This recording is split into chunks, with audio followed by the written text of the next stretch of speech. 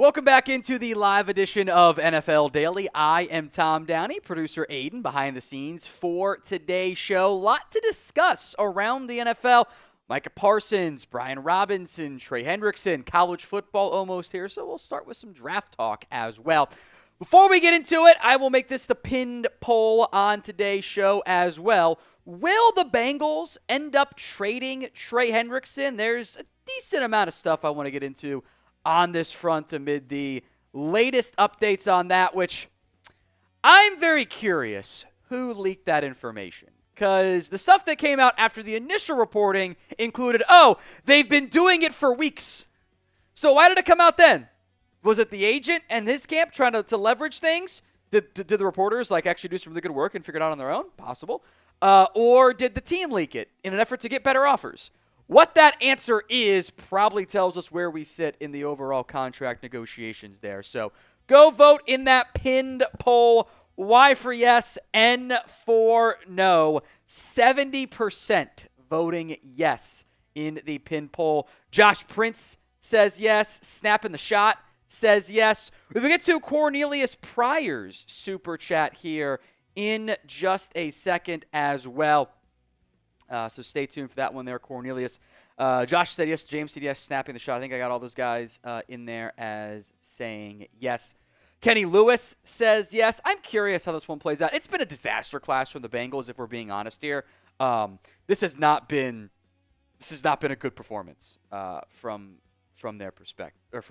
So I am ultra curious to see how this one ends up playing out. We got a super chat coming in from Cornelius Pryor. He says, could a team make a trade for Tyson Bagent? That is the Bears' probably third-string quarterback. I don't think Austin Reed is going to end up making this team. I do think Case Keenum will end up making it. Now, historically, the way that the Lions ran things with Ben Johnson is they were never afraid to have someone in there as a backup piece, as a third-string quarterback. I would argue he's looked solid in the preseason. I think there could be some semblance of interest, but I think a team has given up maybe a 7th-round pick, a 6th-round pick. I don't really think he's a great backup option. He kind of just feels like a fine third quarterback with a limited ceiling. So I don't really think that intrigues a ton of people. So I think it's possible. I would lean no and reserve the right to change my mind based on how the final preseason games go and what ends up happening from an injury standpoint. Today's show is made possible by Ethos. As a father of one, getting a second one on the way. Trust me when I say life insurance matters. It's not fun to think about what would happen if something happened to you, but you do need to be prepared. Ethos is a trustworthy company that disrupts the traditional life insurance industry, and it's more affordable than you might think. Protect your family with life insurance from Ethos. Get your free quote at ethos.com/NFL Daily. That's ethos.com/NFL Daily.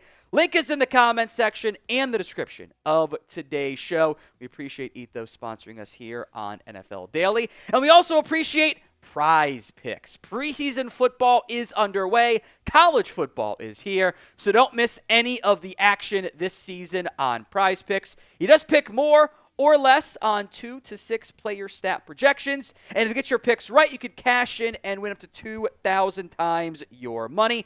Download the Prize Picks app today and use code CLNS to get $50 in lineups after you play your first $5 lineup. That's code CLNS to get $50 in lineups after you play your first $5 lineup. Prize Picks, run your game. Who will trade for Brian Robinson? Let me know in the comments section of the show. I think he's done in Washington. As soon as you get the leaks of the team is shopping for him, and then you end up having a situation where the Commanders don't play in the second game, I think that race has done been run. So who trades for Brian Robinson? Let me know in the comments of today's show. Also, Cornelius said he's second string. Let me kind of clarify what I was trying to say because I don't think I explained it very well. You could make him the third string and trade him and make Case Keenum your backup. You would be able to move Keenum up. I should have said backup in general, not specific strings. Keenum can be your backup. He can handle that in Chicago. But I think in the end, he's still kind of not really a great backup option, like to actually play a bunch of games. I think if you had to get through a game, you actually might be better off with Keenum at this point. But neither guy really moves the needle, I think, in the quarterback room. So wanted to clarify that. It was a good point there, Cornelius. And thank you again for your super chat, my friend. Who trades for Brian Robinson? Chicago Bears. We will discuss destinations that are on there. I think that's actually a really fun fit. I don't know what the exact status outlook of the Roschon Johnson injury is right now, like when he'll really be back, but I think that's certainly one to consider on that front. So keep the answers coming. Who will trade for Brian Robinson? What is the percent chance the Cowboys get the Micah Parsons deal done? Let me know in the comments section of today's show. What is the percent chance you think the Cowboys get the Micah Parsons deal done? Let's see, 50, 30%, 5%. Let's see, 20%. Another one for the Bears on the other one. 50%, 20%, 60%. I'd lean. The number drops every day, right? How can it not? When by everyone's admission, they thought they were super close to a deal, and then it all kind of went belly up, and that's not a good thing. And it just seems to be a lot of ego and hurt feelings for really no reason involved, and that's kind of an embarrassment for the Cowboys. But I do think that the Cowboys just show up with a $45 million a year offer. Is he really going to say no to that? Like, is he really going to, like, if the guaranteed is accurate and the years are accurate, like, if the Cowboys offer him what they want, what he wants, are they really going to say no? Isn't that what the Browns did with Myles Garrett? They just money slapped him around a little bit? I think that's all I got to go. So, what is the percent chance the Cowboys get the Micah Parsons deal done? 0%, because Jerry Jones always does deal later. We're past the later point for Micah. We are in the later point, I'd argue, at this time. All right, if you are excited for football to be back, show it by liking today's video. We're always after that 50% like ratio. Normally results in just good audience, good engagement overall. So like the video if you haven't already done so. Free, simple, easy. I know Marcos, man, Chiefs and Vikings already did. Help us out by liking today's show, especially if we get to 69 likes. That's always, as a very immature person, even though I'm 33 now almost, it's fun for me. All right, coming up on today's live edition of NFL Daily, some news and rumors that we will get into around the NFL. Lots to discuss on that front. A lot of good stuff. Robinson, Hendrickson, etc. A mailbag. 2 ways to get in on the show there. You can super chat like Cornelius Pryor did, which is a good question to go to, and we will go to it in the mailbag as well. Or just use hashtag NFL. That gets you in the queue for producer Aiden to find your question and then bring it up on screen. We will also discuss some NFL draft prospect rankings at the quarterback spot. Dane Brugler dropping his top 40. We won't go in-depth on all 40 guys. I'll be honest, it takes a lot for me to not know somebody. He got me one time in particular with, I'll be honest, a school I hadn't even heard of. So great job there, Dane. Only the beast figures out that one. All that's coming up live here on NFL Daily.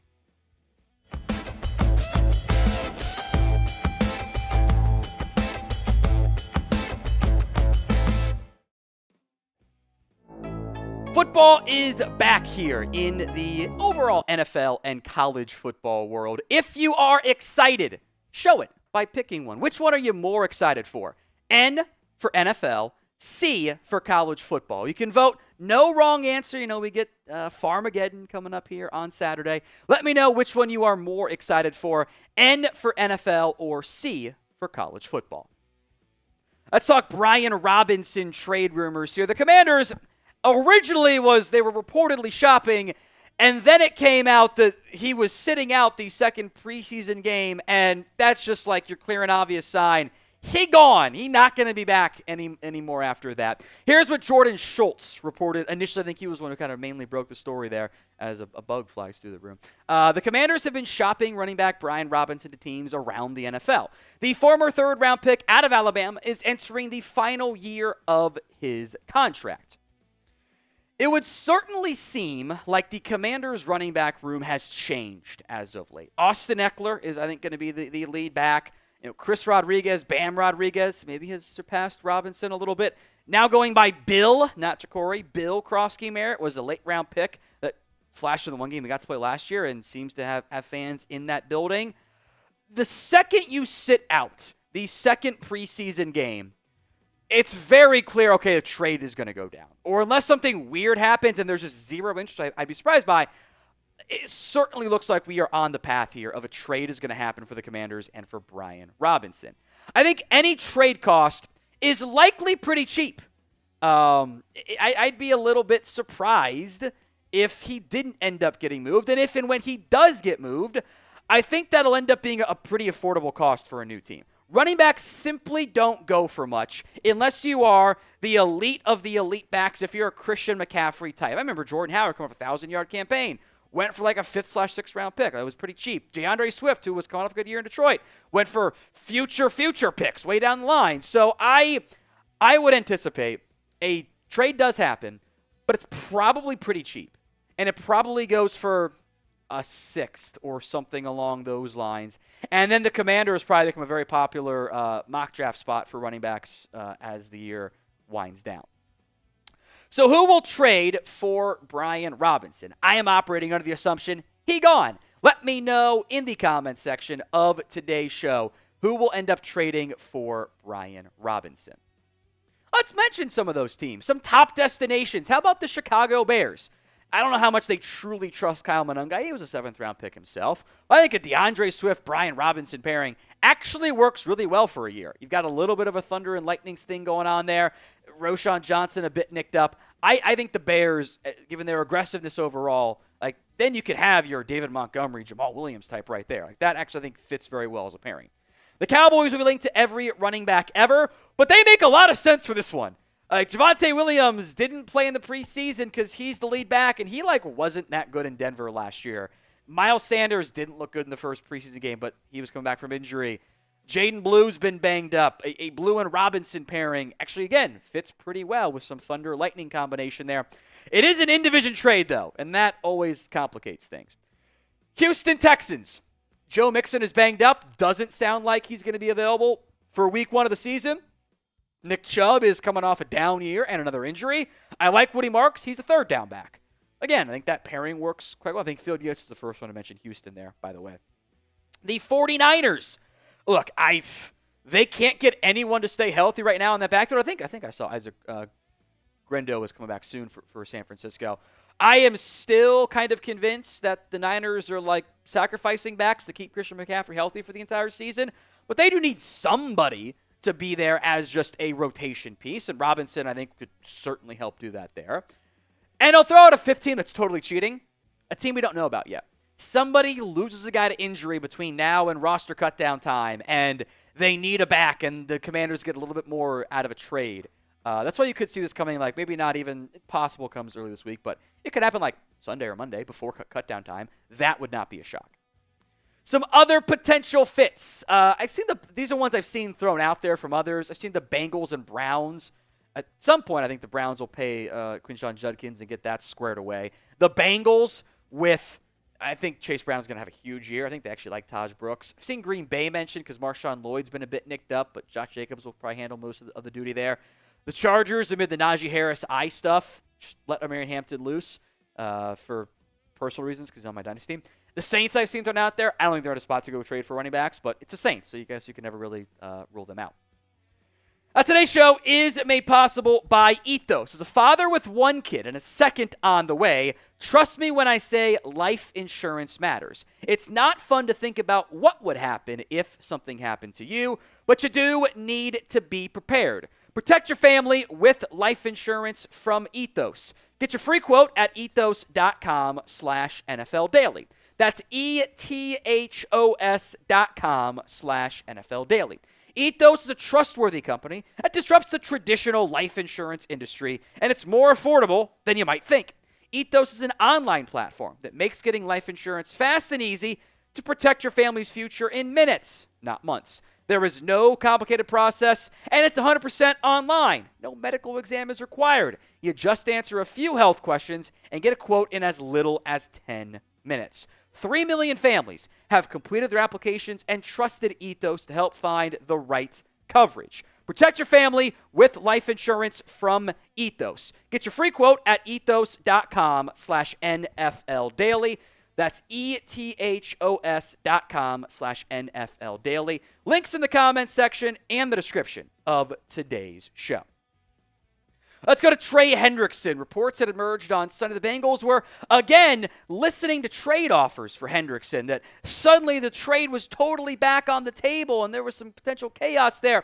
Well, maybe we needed to end up slowing our roll a little bit there. Since that initial report, which I think was mostly from the NFL Network, it has since come out that wasn't actually new for the Bengals, that they've been having those trade talks for weeks.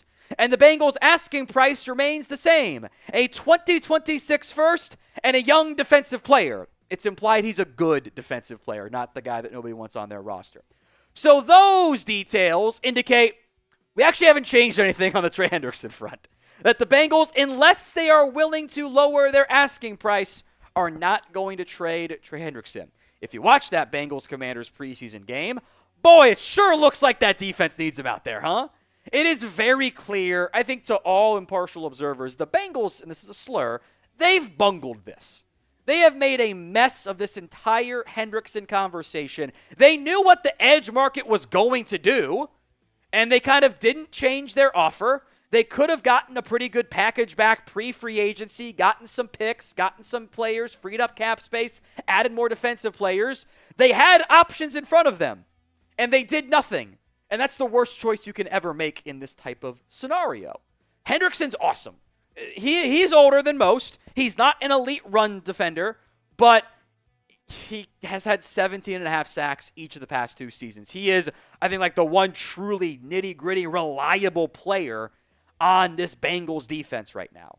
It's going to be expensive. And the issue for the Bengals and Hendrickson reportedly isn't the average per year. It's the guaranteed money. Last reports I've seen, it's been this way for a while, Bengals aren't offering any additional money guaranteed beyond this season. Why would Hendrickson accept that? Whatever you're getting via the new signing bonus and the guaranteed money this year, they can just franchise tag you next year and you'll get more guaranteed. Doesn't really make any sense if that's the process. That's why it kind of went belly up, because they made progress on the years and average per year, and then the guaranteed money fell apart, and that's what matters the most in the end. So will the Bengals end up trading Trey Hendrickson? Y for yes, N for no. Let me know in the comment section of today's show. Will the Bengals actually end up moving on from Hendrickson? Y for yes, N for no. There have been 3 reported Hendrickson trade fits. This was mentioned by Jordan Schultz. Carolina, Cleveland, Indianapolis. Take Cleveland off the board. It actually doesn't make any sense to them at all. I kind of hate that idea for Cleveland. That's weird to me. It's also in division. No. Indy makes sense. They've invested some in edges, but they have his former DC there in Lou Anarumo. Carolina drafted several edges, but they're not going to move a first for him. So, again, the price is an issue. 3 teams beyond those 3 I think makes some sense. Again, the first and a young player causes major issues in these talks. But the Detroit Lions, they're going to pay Aiden Hutchinson soon. The money kind of becomes a problem there. Green Bay was reportedly involved with, or made an offer for Micah Parsons, and Rapport mentioned that they were a top fit too, which I think, as we'll talk about Micah Parsons in a little bit, Cowboys fans would go crazy over that, but AFC, NFC makes some sense there. And the Patriots straight up said, we're open to moving a first or second if we get the right player. I don't think they're any close on the Hendrickson side, because I think the Bengals' asking price is so high, it just seems unlikely to go down. From one team that runs itself poorly with contracts to another team that does a bad job with contracts, the Dallas Cowboys. Adam Schefter has an update on the Micah Parsons front, saying he thinks a divorce seems to be coming between these 2 parties. Here's what Schefter said. Could a deal happen? Yes. There's 0 indication that it's going to happen. It sounds like at some point in time, whether that's now, after the season of 2 seasons, that the 2 sides are headed towards a divorce at some point. Look, we didn't hear stuff like that for CeeDee Lamb. That was not how the reporting went. We did hear stuff like that for Dak Prescott. Actually, both times for Dak Prescott, we heard things like that. I remember the 2020 article. Divorce coming was the headline on ESPN. Rapport said he was going to be a free agent, a year ago, essentially. Got paid. We have been in the same spot on the Micah Parsons front since the trade request happened. Neither side's talking to the other. Ego is involved. Hurt feelings are involved. There's a lot of bad involved. And I think from an organizational perspective, anyone who says anything other than this has been a failure from the Cowboys, just like it's been a failure for the Bengals and Trey Hendrickson, that all of this was avoidable and fixable and solvable and never should have reached that point, well, here we are. It's an issue between these sides, and it's not going to go away until one side, the Jones boys, calls the family there. So what is the percent chance the Cowboys get the Micah Parsons deal done? Let me know in the comments section of today's show. Obviously, 0 to 100% is your scale. What is the percent chance the Cowboys get the Micah Parsons deal done? There's a couple ways I think this ends up playing out for the Parsons and Cowboys. Number one, the Jones boys finally call, because they've not called Micah in his camp since then. And they offer him and his agent, David Mulgeta, everything that they want in a contract. And I would argue it'd be pretty damn hard for Micah's camp to not say, wow, we got the 4 years and record-setting guaranteed and record-setting average per year. Yeah, we're going to say no to that. Seems unlikely. The Cowboys have 3 years of team control over Micah. 5th-year option, 2 tags, essentially. Tough to say no to that. Now, if they say no, or if the deal never comes for whatever reason and the Jones boys want to stay stuck in their really stupid ways, I think Micah Parsons plays out the year. If we get past week 1 and there is no deal, if we get to week 1, there's no deal done before the season, I don't think he's going to take a midseason extension offer. Like at that point, they're probably not doing contract talks, period. So you got a handful of days left here. And at that point, firmly in the Micah off-season trade category of, you know what, this might be cooked all the way, and you might actually end up getting a trade here. Tag and trade, the most likely outcome with, in the off-season, ton of teams available, more cap space, knowing the draft capital. That's when you could probably better leverage a Micah Parsons trade. Now, if you want more NFL rumors, updates, everything else in between, you've come to the right spot. Hit that sub button so you don't miss out. YouTube.com/chatsportstv. Some news quickly here earlier today. The Colts naming Daniel Jones their starting quarterback over Anthony Richardson. And that effectively ends the Anthony Richardson era. And it kind of feels like to me that the Shane Steichen, Chris Ballard one is next up in line. You drafted the young, raw quarterback who you had to develop, and you didn't develop him. Probably made some errors along the way in said development. That is not a good sign.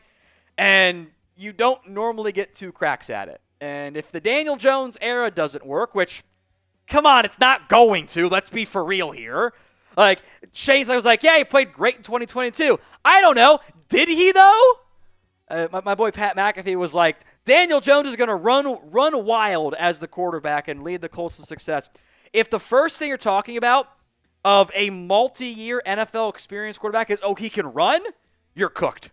That is not a good thing. If you're that far in, that race kind of mostly been run. So I think we're barreling towards a lot of change this offseason coming in Indy.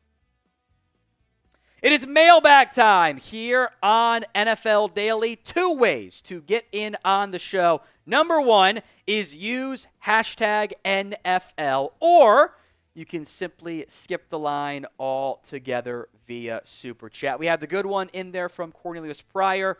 We will get to early on in today's mailbag. I'm sure there will be plenty of other fun, entertaining ones as well. Any questions you guys have, thoughts, comments, concerns, whatever it ends up being, get them in right now via hashtag NFL, or skip that line altogether via Super Chat. It is that is the free way of going about getting on the show. So I saw some hashtag NFL questions come in there earlier. Get them in, get them flowing. Some fun ones, some engaging ones as well. So you all set on your end? Aiden, to get the show there? Sweet. All right, get your, I should say, last call to get the, I see DC Viper, got to use hashtag NFL, not hashtag at the front. It needs to be the hashtag NFL, or else with all the other stuff in the comments, it just kind of gets buried. So you use a filter behind the scenes. Use that hashtag NFL or skip the line altogether via Super Chat. Before we dive into today's mailbag, if you can't watch live, that's okay. We'll get you covered on that front. My DMs are open at What's Going Downey. I'm tired of annoying Twitter nonsense there. So get your questions in via hashtag NFL or skip the line altogether via Super Chat. From Junior Estrada, Patriots should trade Kyle Dugger.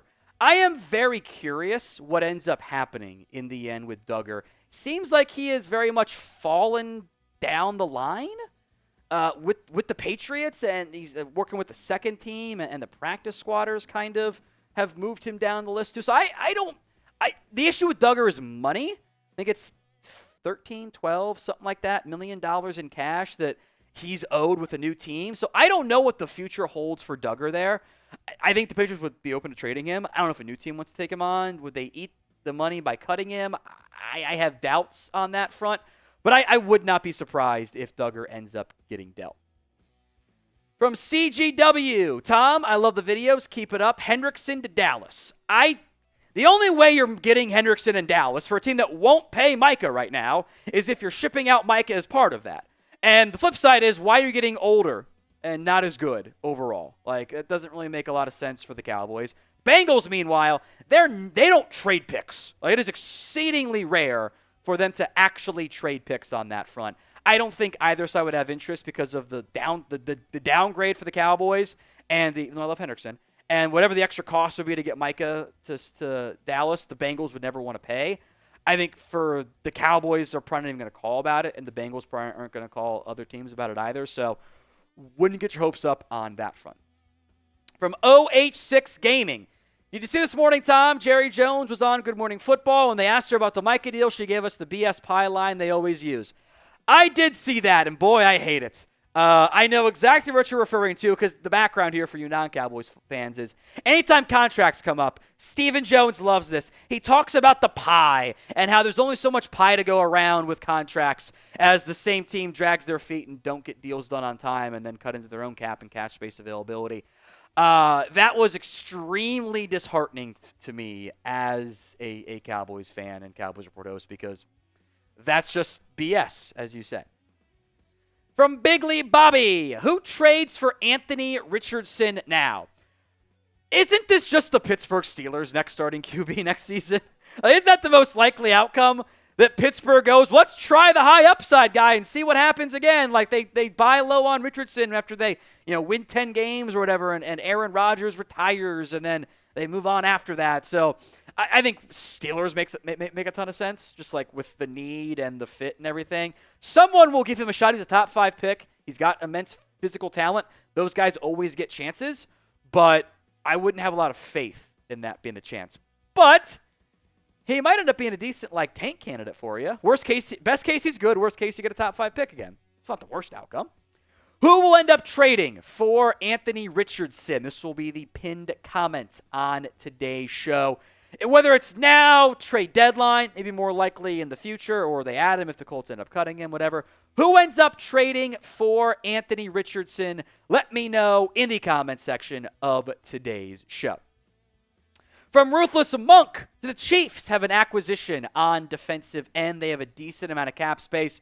I mean, you could explore probably a free agent veteran pickup, like Zadarius Smith is still unsigned. I've mentioned him for the Lions. I think that one ends up being a really fun fit. I'm curious what they think they're going to get out of Charles Omenihu, and I think Ashton Gillotte is a third-round pick. Maybe he's not ready yet, but I think mercenary edge, they're obviously not going to get Hendrickson from the Bengals, for example, or Micah from the Cowboys. They don't have that does not work for where the Chiefs are at overall, but they can go sign a mercenary vet. DC times Viper, then I do want to get to Cornelius Pryor as a super chat too. Thoughts on the Bears this preseason? Caleb and the Ben Johnson combo seems to be working. I always put an asterisk on everything when it comes to the preseason. If it looks good, great. That's what you want it to do. I have seen good teams be bad in the preseason and bad teams be good in the preseason. I think it was that Browns team that didn't win a game, won every preseason game. Or maybe it was the Dolphins. It was one of those two. I see the Chiefs lose every preseason game. I think if you're a Bears fan and you want some optimism on Caleb Williams and Ben Johnson, you've seen it. I think that duo should work, So that's kind of confirming the priors, and you should feel good about it in the end. From Cornelius Pryor, could a team make a trade for Tyson Bagent? That is one of the Bears' backup QBs, so you could make Williams the QB too. I don't know if Bagent really moves the needle for anybody, though. The team might be desperate enough. I think if he's your backup solution, kind of feel like you still might want a backup in some capacity if you had to play games. Like, you could almost argue if the Bears are better off going with Case Keenum, maybe. But he's the veteran that helped mentor Caleb Williams, which they certainly needed. Bagent's, like, not bad, but I don't think he's really like a move the needle, we have our backup QB the same way Jameis Winston would be. I don't think Winston's available, but I think Winston offers you a much higher ceiling and, frankly, floor, even with all the interceptions he'll throw, than what you have out of Tyson Bagent. Today's show is made possible by Prize Picks. Preseason football is underway, and college football is here, so don't miss any of the action this season on Prize Picks. Prize Picks is simple to play. You just pick more or less on 2 to 6 player stat projections. If you get your picks right, you could cash in and win up to 2,000 times your money. Keep an eye out for their max discounts. For example, Dak Prescott, it's a half passing yard in week 1 of the pro football season. Put that in every single one of your Prize Picks slates. Here's one of the power plays I've cooked up. Dak Prescott, again, more than the half passing yard. If you're not putting that in there, you're just leaving opportunities on the table. Xavier Worthy, more than 3.5 yards on the ground. Ashton Genty, more than a half touchdown, so 1 touchdown on that front. Go download the Prize Picks app today and use code CLNS to get $50 in lineups after you play your first $5 lineup. That's code CLNS to get $50 in lineups after you play your first $5 lineup. It's Prize Picks. Run your game. Link will be in the comment section and the description of today's show. Got a $6 super chat. Oh, shoot, what's that currency? I don't remember what that currency is. I'm not smart enough. From Sam Vanny. What do you think the Dolphins getting Matthew Judon? Will they move an edge? Are they planning to trade I think you mean trade for a corner? Not trade a corner, because they don't have the bodies, I think, is what we're going for there at corner, which I agree with. That's a terrifyingly bad cornerback room. The Jets got Garrett Wilson. Patriots have Diggs when he's fully healthy. Bills aren't loaded, but it's not a good cornerback room in Miami. Rolling out there with Jalen Phillips and Bradley Chubb and Matthew Judon and Chop Robinson seems like overkill. I'm curious, maybe Muhammad Kamara ends up getting moved. He was a 5th-round pick. There's probably some value out there. It is a late-round selection. You go sign Rasul Douglas. That makes a lot of sense to me. What's the status of Asante Samuel? If I were the Dolphins, I would be adding more cornerback help. We'll see what their plan ends up being, though. But Judon as a 4th edge is good. Maybe they're just leaning into pass rush is all we need, and we'll deal with the corners later. I don't know. We'll see. I'm very curious what other moves are coming there. DC times Viper. Will the Giants right the ship, or is this Brian Daboll's last stand? It's a good question. There's been a lot of good stuff to like from Jackson Dart in the preseason. This is the environment that he should do well in, but still he's doing well. You give him credit for that. A lot of this comes down to Russell Wilson. The schedule's kind of challenging for a team that was bad last year. I am a bit nervous on the Giants and Daboll's future. At this point, if you're the Giants, though, if you brought him back last year, you kind of need to have him with a second year of Jackson Dart. Unless he plays this year and is terrible, I kind of feel like it'd be organizational malpractice to not give him a chance to be the guy with Dart, now that they have their quarterback. That's what I think needs to end up happening there. Also from DC times Viper, what are the Colts thinking, making Jones the starter? Or is this an admission Richardson is awful and a bust? Probably that last one. Probably that they're out on Richardson, which is a failure of the organization too, because they drafted him. They failed to develop him. I kind of feel like they're trying to save their jobs a little bit here, which understandable. But talking to a Colts buddy of mine, if you were just going to make Daniel Jones your starter, why didn't you go all out for Sam Darnold? I don't think Darnold's that great, but it moves the needle far more than Daniel Jones does. From James Wright, let's go to that. I don't know why I went away from it. What is Micah Parsons' trade value? Look, I think it's similar to the Jalen Ramsey, Khalil Mack trade ideas of like us 2-1s and change is kind of what you're going for there. I don't really know why they wouldn't get at least that unless they just totally botch everything on that front. So what I think it's 2-1s and change. I don't think it happens right now, but if they don't get a deal done before the season, next off season, that's going to be like number one NFL storyline. So at some point, in terms of not extending him, because I don't want to do, they traded him 5 years from now at the end of his deal. That's cheating. Will the Cowboys end up trading Micah Parsons? Y for yes, N for no. Let me know in the comments section of today's show. Snapping the shot. Who will be the biggest target for Caleb Williams, Rome Odunze or Luther Burden? Of those two, I'm going with Rome Odunze. First-round pick. I think he's more talented than Luther Burden. I do like Burden a lot. Pretty high on him coming out of Missouri. I think Odunze ends up being the long-term wide receiver one for that Bears team. Cornelius Pryor, will the Cleveland Browns really keep 4 quarterbacks on their 53-man roster? Part of me wonders if that's the Browns getting an assist from Schefter of, we're not going to cut anybody, so please trade for Kenny Pickett. Flacco's going to start. I don't think they'd cut Dylan Gabriel or Shadur Sanders. They're young, they're cheap, they're cost-controlled. I don't think the Browns want to move on from those guys. They've shown some good stuff in the preseason. That would make Pickett the fourth option. His deal's fully guaranteed. It's not crazy expensive, though. So I would wonder if they're trying to shop Pickett behind the scenes. If they don't trade him, though, yeah, maybe they do keep 4. Michelle, what will the Patriots need to trade to get Micah Parsons? You're talking 2-1s and change. I'm talking like the change being assets, not here's the guy we don't want. Do you want him? I'm going to throw some shade here. I saw a Steelers account throw out the idea of a headline of deal they can't refuse of a first, a future second, a future 3, and Alex Highsmith. Highsmith's a good player. That does not move the needle. Like, that is not a deal you can't refuse when it's 1 first that'll be in the 20s, a late second, and a future third. Like, a future second, too. Like, come on. You have to actually make a really good offer. Otherwise, it's not going to be nearly enough. Now, we go live here every week on NFL Daily, answering your questions and more. Hit that sub button so you don't miss out. YouTube.com/@ChatSportsTV. Free NFL videos, plus college football, NBA, and more right here on the channel. John Stackhouse coming through. Says, Bears land Brian Robinson. I like this one. I think he is a logical fit in Chicago. I've seen Ben Johnson's offenses have success with, I don't think he's as good as David Montgomery's best version, but like he can do some similar power back stuff. I think that certainly makes some sense. So I like the fit of Brian Robinson and Chicago as a potential destination. Cornelius Pryor, Bears and Chiefs are both playing their starters this Friday night. Is this a much watch? I mean, probably if you want to watch preseason football.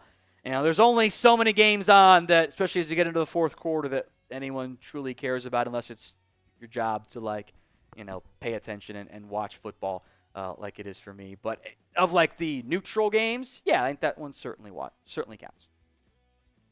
Marcos Man Vikings. I'll watch Titans and Vikings on CBS. Wish me luck. That's another preseason game coming up here this week. You're a Vikings fan. There's reason to watch your own team in the preseason. From Sean Carson, is Kyle Duggar, another one, done in New England? Again, I wouldn't be surprised. Seems like he's really fallen down the depth chart for a guy that was pretty highly touted and pretty damn good previously. The contract's kind of an issue. I talked to our Patriots guy. He just says that Duggar's been bad. Playing into the fourth quarter of a game and ending in the game on the field is not a good sign for you. It's kind of a showcase game to an extent. Made a pick, almost fumbled it. So if the money can get sorted out, I would not be surprised if they could find a trade partner. So name a player who you think ends up getting traded. Let me know in the comments section of today's show. Name a player who you think ends up getting dealt, we'll say before roster cut down time. We actually did this one already from CGW, talking about Hendrickson and the Dallas Cowboys. So we won't put this one in the mailbag cut. and push it. There you go. From Chua, why are there too many injuries in the NFL? This is a physical sport. Like, that's the number one thing to not forget. It is a physical, violent game that leads to injuries. I think that in the big picture, it's probably benefited the players of being able to stay healthy into the season itself and not breaking down and not their bodies breaking down so much at the end. But I would also say that these kind of awkward breaks and the limited physicality early on in camp and minimal stuff in minicamp and OTAs probably leads to more like early injuries in training camp and in the preseason. So in the end, look, it is a physical game, and that leads to issues, but that's where we're at. From Junior Estrada, Patriots should trade Kendrick Bourne. It's a great name to shop. I think if you're New England, you have Diggs and Hollins and Douglas and Kyle Williams, and you kind of want to make room for Efton Chisholm. I think I pronounced that name correctly. We'll see what Jalen Polk's future looks like. But if you can trade Bourne or cut him if that's a possibility too, I think that makes a lot of sense for New England. So what is the percent chance that the Cowboys get the Micah Parsons deal done? Let me know in the comments section of today's show. What is the percent chance you think the Cowboys actually end up getting that deal done? Let me know in the comments section of today's show. I'll give some shout-outs here as well as I'll sip my water.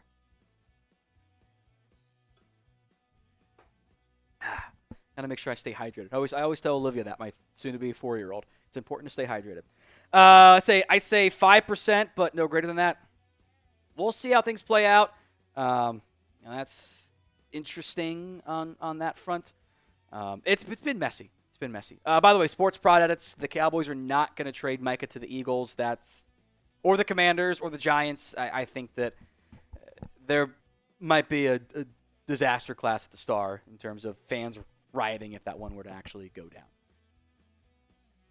Coming up on today's show, Dane Brugler has dropped his top NFL draft quarterback prospects for the 2026 NFL draft. We will break them down. He's got 40 different prospects in total. We won't discuss all 40 in depth, but we'll go through his top 6 and other names that are noteworthy to me. But if you are excited that football is back, whether it is college or professional football, preseason pro football's here, college football returns this weekend as well, then show it by liking the video, please, and thank you. Let's go from 1 to 6 on Dane's quarterback rankings, his top 6 that he went a bit more in depth on. First up is Arch Manning out of Texas. Arch making the comments on Tuesday that he doesn't know where his granddad said he was going to go back for 2 more years no matter what. Although the behind-the-scenes reporting has been that is the plan. Plans can change. Arch Manning, if you were betting on one quarterback right now, and this is kind of how Dane does his rankings in the summer, is probably the one you want to bet on. We haven't seen a lot of him. We've actually seen very little of Arch Manning. But when he has been out there, he's got everything you want. He looks like a natural quarterback. He looks like a Manning, but he's got incredible athletic ability too. The arm strength is there. I have a player comp that I've mentioned previously that I want to see him do it before I fully tweet it out and stuff, but I'll hide it in the videos. If he is the guy we think he can be, it's Andrew Luck. Athletic, big arm, not that dissimilar builds either. Dane put his best trait as passing rhythm, where he operates very well within structure, outside of structure, goes through his reads, but he's got 95 career pass attempts. It's the sample size. We would not be talking about Arch Manning the same way if he were a 3-star quarterback whose last name wasn't Manning. That's fair, but we would be very intrigued by him. But there is kind of that built-in expectation. By the way, in his piece, Dane's got updated sizes, estimations for underclassmen, verified measurements for upperclassmen. 6'4", 215. He can easily pack on 10, 15 more pounds and get that really ideal NFL build, assuming the 6'4" is accurate. Of course, unclear if he'll turn pro, but if he wins the Heisman, if he's everything we think he is, and they win the Natty, and the Saints pick number 1 overall, I think he's going to go pro, right? But does that happen? Who knows? Y for yes, N for no. Let me know at the pinned comment of today's show. Number 2, Lenore Sellers out of South Carolina. Now, you saw the good with Cam Newton, and we're seeing the bad right now with Anthony Richardson. He is a really intriguing dual threat where, I hate playing against him in CFP 26. It is kind of realistic. He just makes guys miss. The power that he actually has with the ball in his hands as a runner, of breaking sacks. All of that stuff is really impressive, and he is a fantastic athlete. If you cut the best 10 plays of Lenore Sellers, it looks like the number 1 overall pick. And some of those plays are making passes. It's not just him running around making plays in the pocket. Now, or out of the pocket. Now, he has to do better as a passer. There is still room for him to grow. Sometimes takes a little bit too long to go through his reads, kind of like you saw sometimes at Justin Fields' issues there. But the traits are so appealing. 6'3", 240. Even though he doesn't look 240, he carries it like he's 220. I mean that in a really positive way. Big arm, big mobility, the traits that NFL teams always find a way to fall in love with. So would not be surprised if Sellers takes a step forward and you've kind of got short Cam Newton upside here. Today's show is made possible by Ethos. As a father of one kid and a second one on the way very soon, trust me when I say life insurance matters. It's not fun to think about what would happen if something happened to you, but you need to be prepared. Protect your family with life insurance from Ethos. Get your free quote at ethos.com/NFL Daily. That's ethos.com/NFL Daily. Ethos is a trustworthy company that disrupts the traditional life insurance industry, and it's more affordable than you might think. Ethos is an online platform that makes getting life insurance fast and easy to protect your family's future in minutes, not months. There is no complicated process, and it's 100% online. No medical exam is required. You just answer a few health questions and get a quote in as little as 10 minutes. 3 million families have completed their applications and trusted Ethos to help find the right coverage. Protect your family with life insurance from Ethos. Get your free quote at ethos.com/NFL Daily. That's ethos.com/NFL Daily. Links in the comments and the description of today's show. Number 3, the Nuss Bus. Garrett Nussmeier out of LSU. There are moments he looks incredible, and some moments he maybe doesn't look incredible. I think as a pocket passer and like the presence, the willingness to stand in there and make some throws, I like a lot of what I see. There's even just some ball knowledge that is clearly there as the son of Doug Nussmeier. Dane called it command as his best trait. Sure. There are moments it's just like, I call it a little bit too much Tony Romo in him. And I think they're good in the bad Romo. Like he'll do some fun stuff and make the pocket work for him. But it's like the consistency of the decision making is not always there. Like there's moments of just he just doesn't see the guy dropping into the hook zone and he throws it right to him. Too many Romo moments of I can make the throw. No, actually, you can't do it. Verified measurements, by the way, for Garrett Nussmeier. He's not very big. He's under 6'1", 204 pounds, but I think he does have a chance to be the first quarterback drafted. Who will be the first QB taken in the upcoming 2026 NFL Draft? Let me know in the comments section of today's show who's that first QB taken. At number 4, Fernando Mendoza. This is the Cal transfer to Indiana who I call he's the preferred quarterback for the QB nerds. And I mean that in a positive way. All the film grinders, every film grinder is yeah, I like what Mendoza does. And the reason being is he does actual quarterback stuff. He moves around the pocket. He processes pretty well from what we see. He's able to read the field out there. He's able to actually throw over the middle. Some of these QBs, man, they don't attack the middle. Malik Willis was scared of it. His heat map was red on the outside and blue in the middle, and that's not a good thing. Mendoza's the opposite. He will take those shots over the middle. Now, Mendoza, the downside that Dane mentioned about rushing his process, took some sacks. O-line was an issue at Cal, to be fair. But there's times he just his internal clock gets sped up a little bit too much. Listed at 6'5", 225. That's the estimated size as well from Dane. Got some traits that make him very appealing. Speaking of traits, Drew Aller out of Penn State. This is really intriguing. What he can do. The arm strength is incredible. The mobility is actually pretty solid too. He's not an elite level runner, but he can move a little bit. He's not going to be a statue back there. He has a powerful arm. Dane's got a good note here. 35.5-inch arms, which is, I want to say Michael Penix was the only one who had arms that long. 35-inch arms is not quarterback. That's offensive tackle's dream. Quarterbacks never have arms that long. It also leads to sometimes some longer motions in the throwing motion there. He has the power. He has the traits you want. The consistency is not there. He spent a lot of time with a quarterback coach, and he still has footwork issues. And he hasn't shown up against the best competition yet. He's going to get a chance to do that this year. Verified measurement, by the way, 6'4" and change, 237. Again, textbook size and power with the arm strength and everything for an NFL QB. It's just, you can't look like Tarzan and play like Jane sometimes. Are you buying the Drew Aller hype? Y for yes, N for no. Let me know in the comments section of today's show, Y or N. Number 6, Cade Klubnik out of Clemson. He has gotten, and this is the stuff I look for, Aller's gotten a little bit better. Klubnik's gotten better each and every single season. It is perfectly reasonable to assume he's going to get better again this season.